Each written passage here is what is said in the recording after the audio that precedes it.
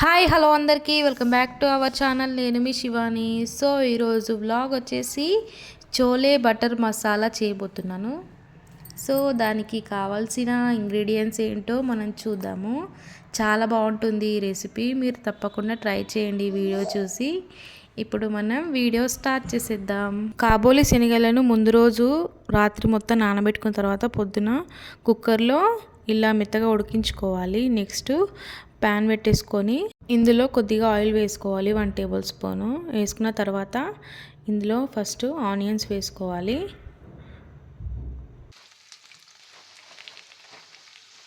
Next ఇందులోనే ఇలాచి దాల్చిని వేసుకోవాలి, flavour చాలా బాగుంటుంది. నెక్స్ట్ ఇందులో టొమాటోస్ వేసుకోవాలి. ఒక 2 టమాటాలు కట్ చేసుకొని ఇలా వేసుకోవాలి. ఆనియన్స్ కూడా 2 తీసుకున్నాను.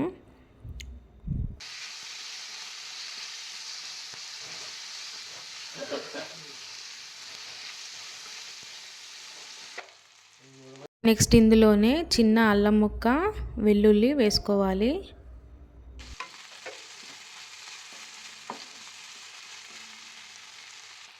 నెక్స్ట్ ఇందులో కాజు వేసుకోవాలి, ఒక 10 నుంచి 12.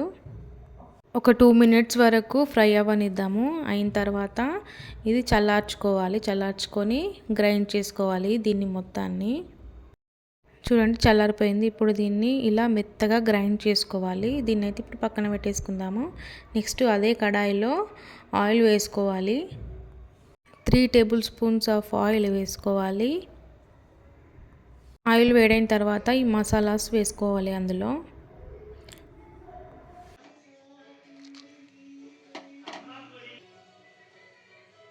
నెక్స్ట్ ఇందులో మనం గ్రైండ్ చేసి పెట్టుకున్న టొమాటో పేస్ట్ వేసుకోవాలి.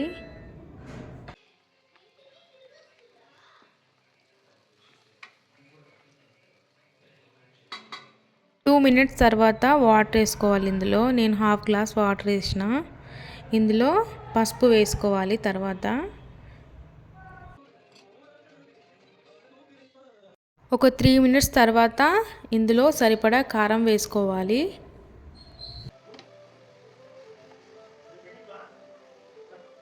నెక్స్ట్ ఇందులో కసూరి మేతి వేసుకోవాలి. ఈ ఫ్లేవర్ అనేది చాలా అంటే చాలా బాగుంటుంది, మీరు తప్పకుండా వేసుకోవాలి, మిస్ అవ్వకండి. నెక్స్ట్ కర్రీకి సరిపడా ఉప్పు వేసుకోవాలి. ఇప్పుడు ఒకసారి మొత్తాన్ని కలుపుకోవాలి. కలుపుకున్న తర్వాత ఇందులో కాబోలి శనగలు వేసుకొని ఉడికించుకోవాలి.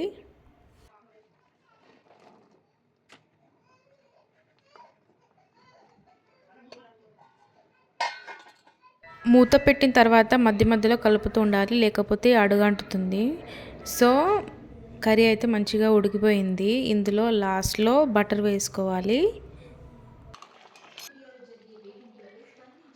లాస్ట్లో కొత్తిమీరతోటి గార్నిష్ చేసేసుకోవాలి. అంతే, కర్రీ రెడీ అయిపోయింది. ఇప్పుడు మనం సర్వ్ చేసుకొని తినేసేయడమే. ఈ కర్రీ చపాతీలోకి, పూరీలోకి, బిర్యానీలోకి అండ్ జీరా రైస్లోకి కూడా చాలా బాగుంటుంది. అండ్ వీడియో నచ్చితే తప్పకుండా లైక్, షేర్ అండ్ సబ్స్క్రైబ్ చేసుకోండి. Thank you for watching.